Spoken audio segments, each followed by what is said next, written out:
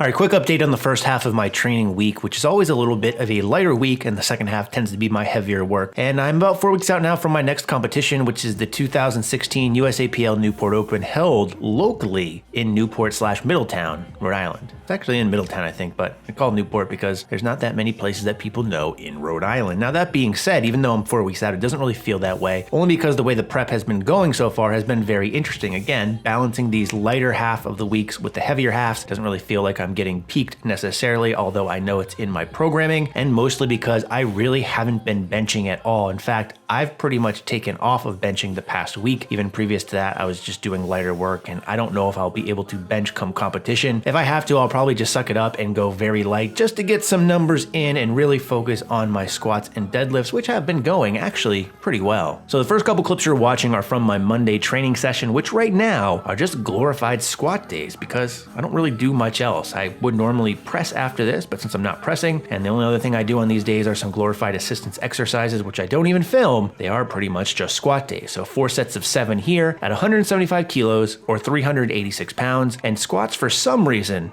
have been feeling really good lately. And I'm a bit surprised because I've never considered myself a good squatter, especially when it comes to the technical aspect behind it or even the mobility required in order to feel confident enough to post it on social media sites like YouTube and Instagram, because let's be honest, that's all that really matters. But that being said, I'm at the age now where my body doesn't always feel so great. So when I head down to the basement before these sessions and my back feels tight or my knees are popping when I'm warming up, I always have this premonition that these sets aren't going to go very well. But once I get into that bar and start moving the weight, things just seem to happen and it feels really good. And before I know it, my sets are over, even when they're more voluminous like this. And you guys like that word voluminous, even though I hate the way that it sounds. I'd rather say more volume. But these 4 sets of 7 went very well, and I was really happy with how they looked on video. So these next clips are from my Tuesday session, which now are just deadlift days for the most part, as again, not pressing currently. So floor pulls and then some block pulls, as well as some assistance exercises for triceps, which I'm not gonna show because ain't nobody got time for that. From the floor, we had 5 sets of 3 at 210 kilograms, which equates to about 463 pounds. And unfortunately, these weren't moving how I wanted them to be. I guess part of that is I see so many people pulling fast deadlifts with whippy deadlift bars that I expect mine to move the same, and it just isn't to be. Pulling on a stiff bar like I do with the West Side Power Bar is tough, not to mention calibrated plates. You're not going to get a lot of whip overall out of this. Not to mention when you're working with heavier percentages, it's not likely that the weights are going to move fast. Otherwise, they're probably not as heavy as you think they might be. Now, these particular days have actually been taking a lot more out of me than I would typically be accustomed to, because again, usually I'll have that buffer of pressing in between the floor pulls and the block pulls to give me some rest on my lower back to get rid of some of that fatigue. Because I'm not currently pressing, I pretty much just sat around for 10 or 15 minutes playing around on Snapchat and Instagram until I felt good enough to start pulling from blocks. Now, what Bryce had scheduled for me on this particular day was 4 sets of 1 at an RPE of 9. He suggested I try to push the limits a little bit, and I have never been a very good block puller. Again, I think part of this is just due to how I pull and my leverages, where the position that a block pull puts me in is actually probably the weakest point of my pull. Breaking the floor is something I can usually do no problem and is locking out. If I'm going to fail a deadlift, it's a couple inches off the floor, which puts me right in the position where these block pulls are. So always been a struggle. I have never been a strong block puller. I'm always better doing something at deficit deadlifts or just some straight lockout work. So on the first set, I went for 255, which I think is technically a PR for me, and I went up no problem. Again, just breaking that initial block was the toughest part of it. Once the weight got moving, no problem. And I was like, you know what, let's just kind of bump these up even more. I went 2 sets of 275 kilograms, which is basically 606 pounds, which I had no idea what the weight was until after I completed the sets, which is one of the benefits of doing things in kilograms, because if I'd known that, it probably would have messed with my mind a little bit. But ended up doing the final 3 singles at that weight, which was definitely a PR, so probably like a 50 to 60 pound PR when it comes to block pulls. Again, I never do them because mostly I suck, and I still have not used chalk, so the grip was a little bit tough on these particular ones, but that's one of the benefits, again, of using a nicer bar with a more aggressive knurling. So that was the first half of my training week. Looking forward to the second half, as then we can start bumping up the weight some and hopefully get some good numbers to build momentum heading into that meet in 4 weeks.